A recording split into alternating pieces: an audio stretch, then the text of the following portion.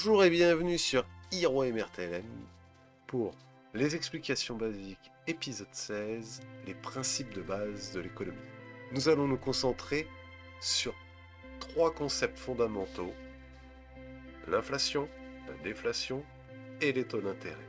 Premièrement, qu'est-ce que l'inflation? C'est l'augmentation en général de tout ce qui est biens physiques et les services sur une période donnée. En période d'inflation, la valeur de la monnaie diminue et cela réduit le pouvoir d'achat du consommateur. Il y a trois causes pour l'inflation. Premièrement, l'inflation par la demande. Lorsque, par rapport au nombre de biens de consommation, la demande est supérieure. Lorsque vous avez 10 objets pour 10 personnes, c'est égal. Si vous avez 10 objets pour 15 personnes, dans ce cas-là, le poids des personnes est plus important que les objets, les personnes payent plus cher. Il y a également l'inflation par les coûts. Là, on parle des coûts de production, c'est-à-dire dans une entreprise, vous devez payer les salaires et les matières premières, telles que l'acier, le blé, le plastique, le bois ou n'importe. Lorsque ces coûts de production augmentent, l'entreprise doit compenser par l'augmentation du prix de ses produits. Troisièmement, l'inflation monétaire. C'est quand il y a trop de monnaie dans l'économie, une surabondance. C'est souvent associé à des politiques monétaires expansionnistes. Quels sont les effets sur les marchés financiers de ces trois causes? Si l'inflation est modérée, cela peut booster la consommation. Par contre, si cette inflation est trop élevée, cela va réduire les marges des entreprises. Lorsque l'inflation est trop importante, on l'a vu dernièrement, ces derniers mois, les banques centrales préfèrent monter les taux d'intérêt pour contrer la hausse trop importante de l'inflation. Si vous avez une hausse de 3% en cours, chaque investissement est grévé de ces 3%. Si vous avez 5% de gain, en réalité, vous n'en avez que 2, puisqu'il y a 3% d'inflation qui font baisser la valeur réelle de l'investissement.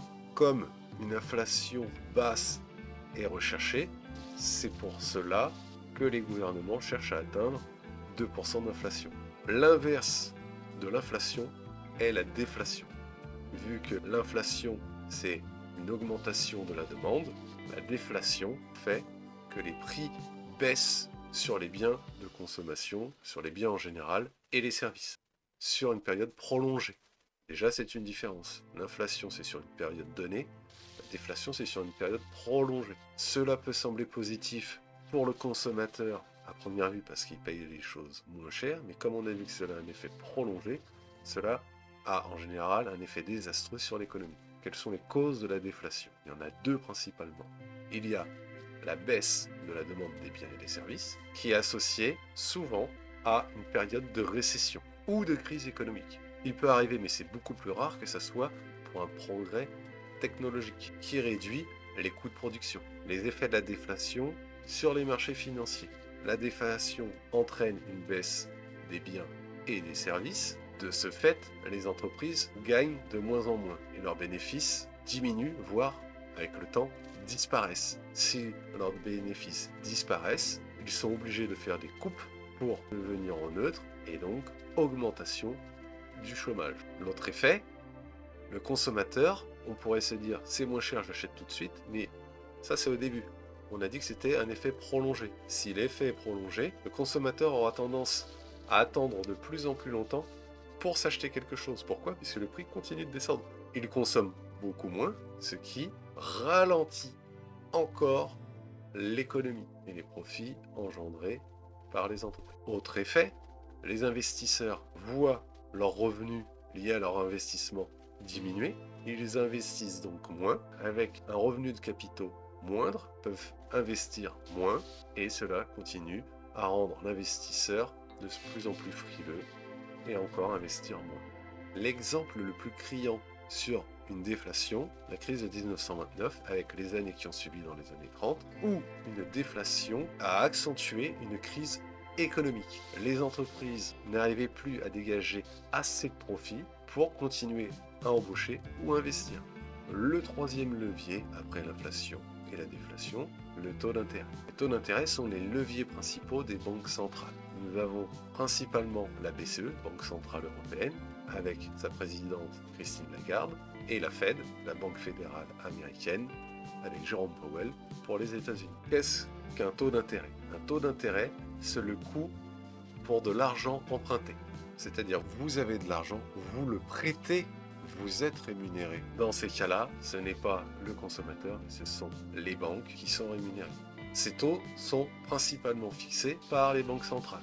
Les banques centrales utilisent cet outil pour gérer la politique monétaire. Cela influence directement l'économie et les marchés financiers. Il y a deux types de taux d'intérêt. Les taux directeurs, fixés directement par les banques centrales pour réguler l'économie. Les taux bas stimulent l'investissement et l'emprunt, tandis que les taux élevés prennent la croissance et leur but est de maîtriser l'inflation. Lorsqu'il y a des taux bas, cela est plus facile d'avoir un crédit lors de la montée des taux. Pour le même salaire, vous pouvez emprunter beaucoup moins. Quels sont les effets de ces taux sur le marché financier? On l'a vu déjà en partie. Les taux bas favorisent l'emprunt et l'investissement.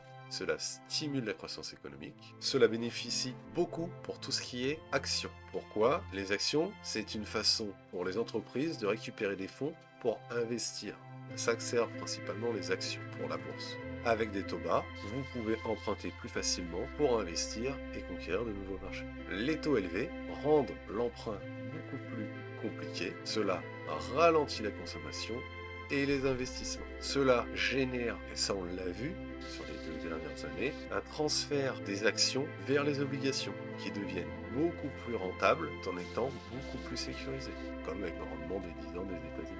Nous avons vu les 3 concepts d'inflation, de déflation et de taux directeur. Quels sont donc ces impacts sur les marchés financiers? L'inflation modérée est recherchée car elle a tendance à entraîner une croissance des marchés boursiers. Cela indique une augmentation de la demande. Il ne faut pas qu'elle soit trop élevée, sinon cela va entraîner des taux d'intérêt plus élevés qui vont freiner les investissements pour les marchés, surtout sur du long terme.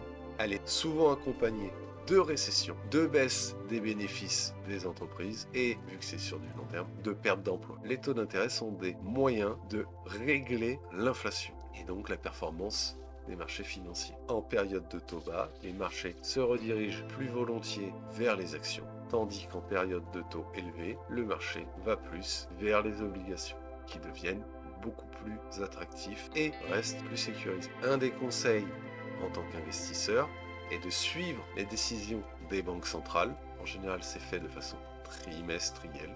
Elles donnent des indications sur le futur des taux d'intérêt et permettent aux investisseurs d'anticiper les mouvements des marchés financiers, d'aller plus vers des actions ou plus des obligations. En conclusion, nous pouvons dire que ces concepts d'inflation, de déflation et de taux d'intérêt sont essentiels pour tout investisseur. Cela vous permet de prendre des décisions sur l'évolution de vos investissements. Ces concepts influencent les marchés. Cela vous permet de savoir vers où ces marchés vont se diriger et de prendre des décisions en conséquence. Si cette vidéo vous a été utile, si cela vous a plu, n'hésitez pas à laisser un commentaire ou un petit pouce. Cela me fera plaisir. Je vous dis à la semaine prochaine. Au revoir.